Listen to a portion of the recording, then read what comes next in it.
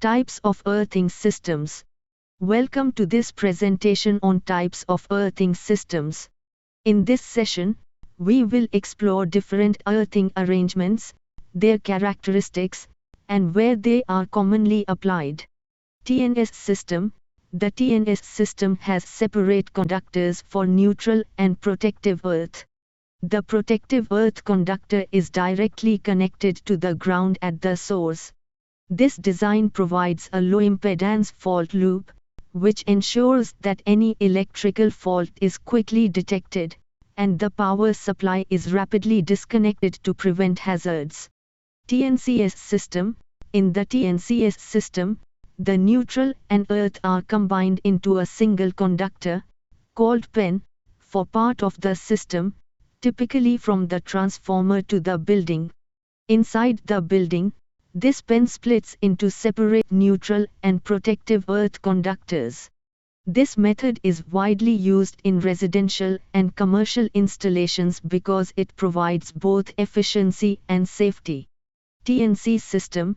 The TNC system uses a single PEN conductor for both neutral and protective earth throughout the entire network. While this saves on conductor material, it is less safe compared to other systems. If the PEN conductor breaks, there is a serious risk of electric shock or equipment damage due to voltage rise. For this reason, it is less commonly used today. TT system. In a TT system, the neutral conductor is earthed at the source, but each consumer installation uses its own separate earth electrode. Since the fault loop impedance is generally high, residual current devices, or RCDs, are essential for protection against electric shock. TT systems are often found in rural areas or places with limited infrastructure. IT system. The IT system is unique because the neutral conductor is either completely isolated from earth or connected through a high impedance. The exposed conductive parts of the installation are still earthed separately. This setup minimizes fault currents and allows the system to continue operating even with a first fault.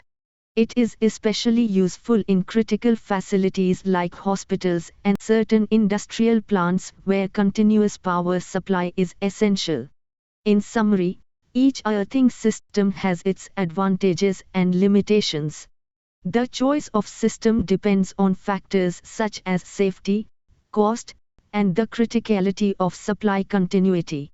Understanding these systems is key to designing safe and reliable electrical networks.